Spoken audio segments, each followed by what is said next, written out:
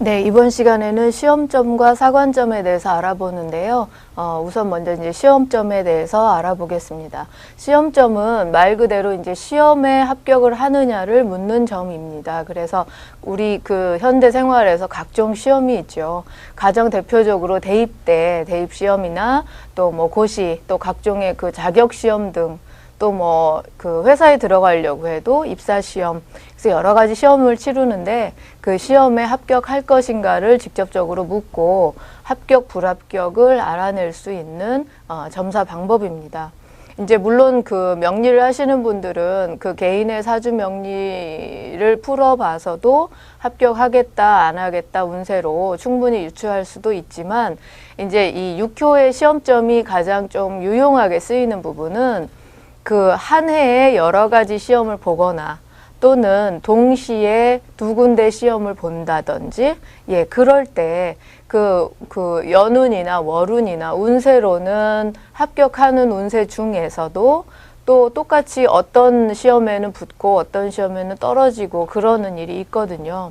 그래서 그런 식으로 뭐 동시에 여러 군데 시험을 본다든지 또는 뭐 며칠 전에 시험 보고 다시 또 후에 본다든지 뭐 이런 식의 그 세세한 시험 각각에 대해서도 합격, 불합격을 알아볼 수 있는 그런 방법으로 쓰는 것이 이제 육교의 그런 좀 유용한 점이라고 할 수가 있습니다.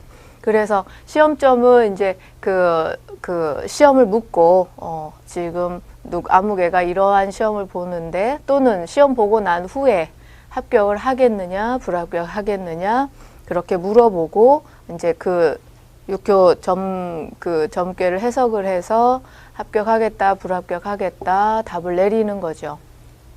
시험점에서는 이제 그 시험을 물어봤기 때문에 시험이라는 것이 그 문서라고 볼 수 있죠. 그래서 우리 그 육효에서의 그 육친 구분에서 그 이 부효를 어떤 문서, 공부, 학문 이런 것들로 분류를 했었는데요. 그런 의미에서 이거를 이제 문서로 직접적으로 보고 그래서 이제 시험 관련해서는 이 부효를 용신으로 잡아서 그야말로 문서가 좋게 잘 있으면서 나에게 오겠느냐를 보는 거죠. 그러면 이 문서가 나에게 잘 온다 그러면 시험 합격증이 나한테 온다라고 볼 수가 있습니다. 그래서 이 시험점에서의 용신은 우선은 부효를 보고요. 그리고 이제 같이 보는 것이 관을 같이 봅니다. 관이라는 거는 내가 시험을 봐서 합격을 해서 들어가려고 하는 그 소속 단체를 의미를 해요. 그래서 보통 이 자체가 이제 시험의 어떤 증서 같은 거가 되고 관은 내가 들어가려고 하는 그 소속할 수 있는 단체를 의미를 하죠. 그래서 이 시험에 합격을 해서 여기를 들어가려는 목적이 되기 때문에 이것도 좋아야 되고 관도 좋게 나에게 와 있어야 좋은 증서를 가지고 제대로 이 단체에 소속이 된다. 어디에 관에 들어간다라고 해석을 할 수가 있습니다. 특히나 그 이제 학교에 관한 시험을 볼 때는 이게 그 구체적인 어떤 시험 성적이 되고요. 관이 그 내가 가고자 하는 학교가 되는 거죠. 그래서 보통 이 두 가지가 같이 살아서 좋게 동해야 되는 거고요. 가끔 보면은 이 문서는 좋은 것 같은데 관이 깨져 있거나 또 반대의 경우거나 뭐 이럴 때는 뭐 시험은 잘 본다 하더라도 결국에는 여기를 못 들어간다는 의미가 돼서 합격이 안 되는 경우도 있습니다. 그래서 이 시험 문서하고 관하고를 같이 용신으로 봐야 됩니다. 또 이제 그 시험에 따라서 시험의 성격에 따라서 시험만 보면 되는 증서만 가지면 되는 그런 시험도 있지요.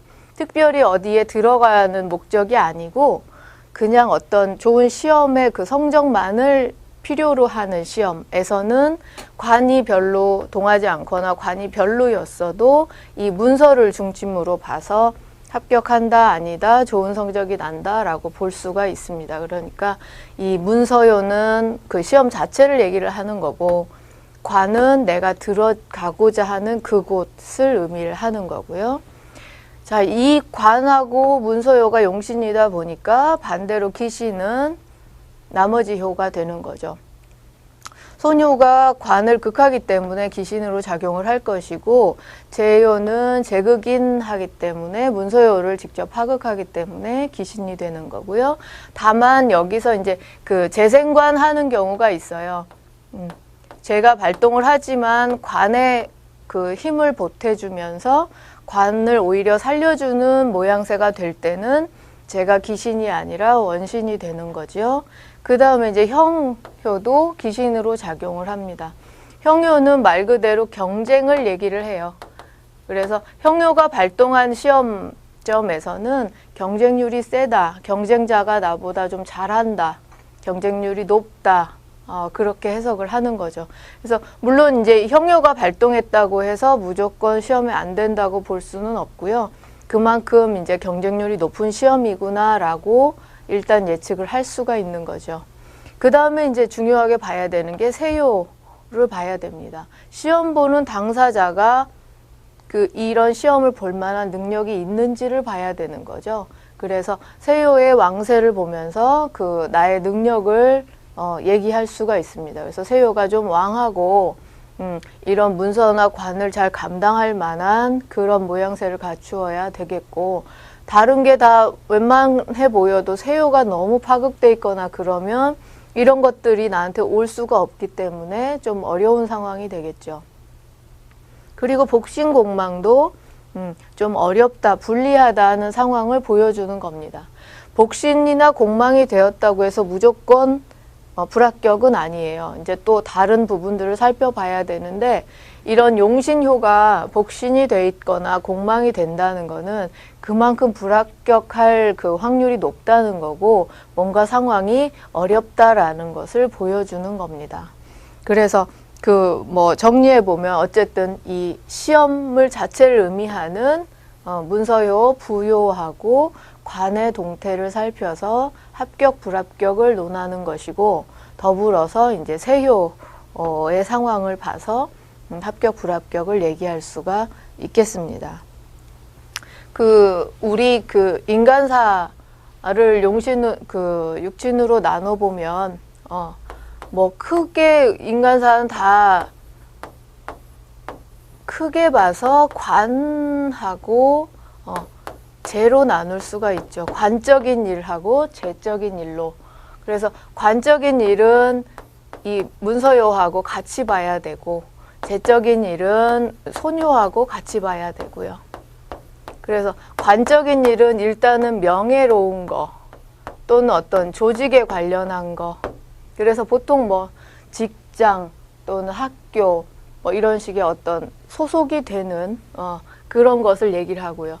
또는 좀 정신적인 부분을 얘기를 하고, 또 대외적인 거. 그렇다면 상대적으로 재는 그야말로 이제 재물을 의미하기 때문에 좀 더 실질적인 거, 또 실리적인 거, 개인적인 일들, 개인적인 거, 가정적인 거, 자기 개인의 어떤 욕구, 욕망 이런 것들과 관련한 거는 다 이런 것들이 용신이 될 수가 있습니다. 그래서 이제 딱 어떤 점사의 사안에 따라서 용신을 잡기가 애매한 것이 있을 때 좀 이렇게 크게 분류해 볼 수가 있죠. 그리고 이제 형효는 어쨌든 다 이쪽 양쪽에 다 작용을 하는데, 어쨌든 경쟁을 얘기를 하고, 그 다음에 좀 이별, 분리되는 거, 뭔가 이런 나에게 와야 되는 것들이 못 오게 방해하는 어떤 방해수, 이런 것들로 해석하면 되겠죠. 그래서 이 시험점도 어떻게 보면 어떤 명예를 얻자는 것, 또 어떤 조직에 소속하려고 하는 목적, 그다음에 좀 정신적인 부분, 대외적인 일이라 할 수 있어서 이쪽이 이제 용신이 되는 거죠. 자, 그러면 우리가 이제 시험점의 구체적인 이론을 살펴보겠습니다. 이 이제 이론들은 좀 고서에서 발췌를 한 것들이어서 문장들이 조금 좀 예스럽고 내용들이 좀 옛날 내용들이 좀 섞여 있어요. 근데 굳이 현대적인 언어로 바꾸려다가 혹시나 좀 상세한 뜻이 좀 손상될 수 있어서 그냥 고서에서 발췌되는 내용 그대로 좀 소개를 해드리고 있습니다. 그래서 그 이론적인 내용은 쭉 읽어보면서 그 내용을 좀 파악하면 좋고, 그 다음에 이제 이렇게 긴 문장으로 돼 있는 내용들인데 자기 자신이 또 다시 요점 정리 같은 거를 좀 해서 그 키워드를 뽑아내서 공부를 하시면 좋죠. 우선은 이제 시험점에서는 가장 먼저 문서요하고 관요하고 세요를 봐야 됩니다. 우선은 왕해야 되겠죠. 용신이니까. 용신이 파극되거나 약하면 안 되겠죠. 그래서 일단은 부모요가 왕해야 되고, 그 다음에 좀 동한 것이 좋지요. 동요보다, 그러니까 정요보다 동요가 더 좋다 그랬으니까 동하는 것이 좋고, 그래서 부모요가 왕하고 관이 발동한 경우에는 분명히 합격이고 상위로 합격할 수 있다. 물론 여기서 얘기는 안 했지만 세요의 상황도 좋아야 됩니다. 예.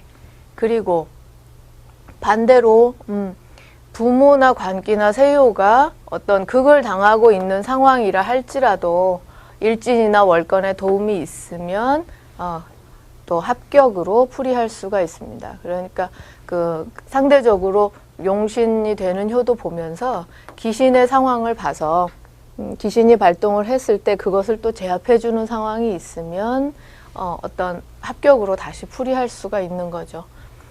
그리고 세요의 상황이 좋으면 부요나 관기요가 조금 뭐 복신이 돼 있거나 약하더라도 그것이 이제 나올 때, 복신이 돼 있는 것이 나올 때 합격한다라고 볼 수가 있고요.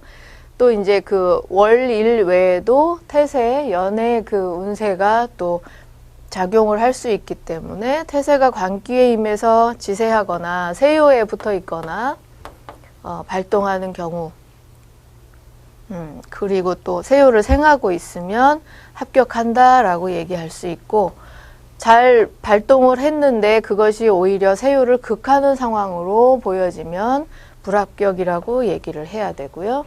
그러니까 지금 부나 관의 상황을 보면서 세요와 잘 합이 되는지, 세요와 사이가 좋은지를 같이 살펴야 됩니다. 또 세요의 부모요가 임하고 관으로 화해서 회두생되면 합격하죠. 그러니까 이 세요의 상황, 세요의 왕세도 중요하고, 왕한 것이 중요하고, 왕하고 힘이 있어야 하는 것도 중요하고, 세요의 이왕이면 부든지 뭐 관이든지 이런 용신이 같이 임해주면 더욱 좋겠죠. 그래서 부가 임해서 좋은 데다가 또 이게 변효가 또 마침 관으로 변을 해서 이렇게 둘 사이가 좋으면 그야말로 다 갖춰진 거기 때문에 분명하게 합격한다라고 얘기할 수 있습니다. 또 부모요나 관기요가 진신이 되면 합격한다고 봐야 되겠고요. 반대로 퇴신이 되면 불합격한다고 봐야 되고요. 부요가 동하긴 했는데 다시 부요로 변하면서 이게 퇴신이 되는 경우는 이 부요가 시험 자체 또는 성적을 얘기를 하기 때문에 성적이 쇠퇴한다는 의미가 되죠. 그래서 성적이 좀 후퇴한다는 의미가 돼서 성적이 부족해서 불합격할 때 이런 식으로 나타납니다. 그래서 우선 보기에는 문서요가 동했으니까 합격하는 것처럼 보이는데 퇴신인 거 때문에 성적이 부족해서 떨어진다라고 그러니까 그렇게 추론을 해야 될 때가 많고요. 또 이제 응요의 상황도 응요는 어떻게 보면 그 어떤 시험 보는 상황, 바깥 상황, 나를 둘러싸는 그런 상황을 얘기를 하기 때문에 응요에 뭐가 붙었는지도 좀 살펴볼 필요가 있습니다. 그래서 그 응요가 나를 좀 도와주는 분위기면은 합격을 하겠죠. 또 이제 어떤 추천을 받아야 되거나 주변에 도움이 있어야 되는 시험이면 그 응요가 바로 그런 주변의 도움을 얘기하는 부분이 됩니다. 그래서 그것이 세요를 도와주고 있으면 추천을 받아서 합격한다라고 해석을 하고요. 이제 세요와 부모나 뭐 관기가 다 이렇게 어우러져서 삼합국을 이루면 그야말로 이제 세력을 이루고 있기 때문에 합격이 된다고 볼 수 있고, 그것이 이제 물론 이제 다른 1월에 크게 파되지 않아야 되겠고요. 또 동요가 세요를 행하고 또 나머지 관기와 부모효가 길하게 있으면 특별히 파극되지 않고 안전하게 잘 있으면 합격한다라고 봐야 되고요. 자, 그리고 이제 좀 길하다는 상징으로 그 육수 중에 청룡이 많이 붙습니다. 그래서 문서나 관기에 청룡이 같이 붙어서 뭐가 결과가 나올 때는 굉장히 이렇게 좋은 합격이죠. 그냥 청룡이 안 붙어도 합격이 될 건데 거기에다 청룡이 붙어주면서 더 좋은 거, 아주 길상이라는 거를 강조해 주기 때문에 아주 매우 좋은 합격, 그래서 뭐 이렇게 좀 수석 합격하거나 굉장히 좋게 합격한다고 볼 수 있습니다. 또 이제 백호 같은 경우는 좀 이렇게 흉한 육수로 분류되기도 하는데 시험점에서는 좋은 걸로. 그래서 보통 이 청룡은 좀 문관 쪽에 그 시험 일 때 이제 청룡이 붙는 그런 경우가 많고, 백호는 좀 옛날식으로 하면은 그런 무관의 시험, 백호가 살성을 띠니까요. 무관의 시험에서 좀 길한 길상을 보여줄 때 백호가 문서나 관에 붙는 경우가 있습니다. 그래서 이제 현대에도 보통 이렇게 좀 고시 합격이라든지 아니면 합격은 했는데 수석 합격을 한다든지 그럴 때 두드러지게 청룡이 붙고요. 그 다음에 이제 좀 뭐 경찰 시험이라든지 또는 그 뭐 판검사랄지 이런 식의 그런 그 군경찰 관련한 그런 시험일 때는 백호가 붙어주기도 합니다. 그리고 이제 세효나 관기효나 이렇게 공망이나 파되거나 뭐 이러면 이런 흉상이면 불합격하겠죠. 또 마찬가지로 부모효도 뭔가 이렇게 파극이 되면은 불합격하겠고요. 부모효가 자체가 이렇게 상해 있으면 시험 자체가 상해 있다는 의미가 있어서 굉장히 시험을 망친 경우, 시험에 실수를 해가지고, 그러니까 뭐 대입 시험 볼 때 되게 첫 시간에 시험에서 이렇게 밀렸어가지고 그 다음 시간까지도 그 여파가 남아서 시험을 완전히 망친 경우에 문서효가 완전히 깨져 있는 그런 괴상으로 뜨게 됩니다. 그러면 이제 거의 시험을 포기한 거죠. 그리고 이 부모효나 관기가 아무리 좋게 있어도 세효와 잘 어울리고 나에게 붙어 있던지 뭐 그래야 되지, 세효에 오지 않고 다른 응효에 붙어 있거나 응효 쪽으로 붙어버리면 생하게 되면은 나한테는 좀 무익한 시험이 되고 나한테는 무익한 그 문서나 관기가 되는 거죠. 그리고 관기가 동해서 문서를 생하면 그리고 또 문서가 동해서 또 세효를 생하거나 그럴 때 시험에 굉장히 유리하고 합격한다 볼 수 있고, 그리고 이제 합격하는 경우에 이제 괴상을 판단을 해보니까 당연히 합격은 되는 상황이구나 판단될 때 합격은 하는데 성적이 어느 정도 되겠느냐를 다시 볼 수가 있습니다. 그럴 때 이제 문서효가 일단 굉장히 좋고 이때는 이제 왕한지를 먼저 많이 판단을 해요. 그래서 세력이 왕하면 왕할수록 성적이 좋은 걸로, 그래서 부모와 세효가 왕하고 또 1월이 거기에다 또 생조까지 해주고 또 변효가 또 생조해주고 이런 식으로 생조를 많이 받고 있으면 그야말로 월등한 성적이 되는 거죠. 그리고 이제 별다른 형충극파가 없이 부모나 세효가 굉장히 왕해 있으면 거의 수석이다, 뭐 아니면 2등까지는 하겠다, 이렇게 얘기할 수가 있고요. 다 좋은데 한 부분이 조금 뭐 극을 받고 있거나 그러면 이제 1등은 놓치는 거고 2등이나 3등 얘기할 수 있고요. 또 합격은 어찌어찌 한다고 볼 수 있지만 부모효가 좀 약하던지 쇠하던지 세효가 쇠하던지, 그래서 전체적으로 관, 문서 이렇게 봐서 합격하는 상황이긴 하지만 그들 자체가 뭐 1월에 휴수된다든지 이런 식으로 그 세력을 못 얻고 쇠한 상황이면 성적이 별로 안 좋은 거죠. 그래서 이렇게 좋은 성적은 아니지만 뭐 합격은 하는, 그렇게 풀어볼 수가 있습니다. 그리고 이제 그 시험점에서 기신이 되는 쟤하고 그 손의 상태를 살펴봐야 되겠죠. 그래서 기신은 어쨌든 발동하지 않고 얌전히 있어야 좋겠죠. 그래서 제가 발동을 했는지를 먼저 보고 제가 그런 관기를 그 어떤 극하는 상황인지를 살펴보고요. 예외적으로 제요가 발동은 했지만 재생관하는 그런 상황이 된다면 그것은 길하게 볼 수가 있습니다. 그리고 이 제요가 발동해서 직접적으로 문서요를 급파하고 있으면 당연히 떨어지겠죠.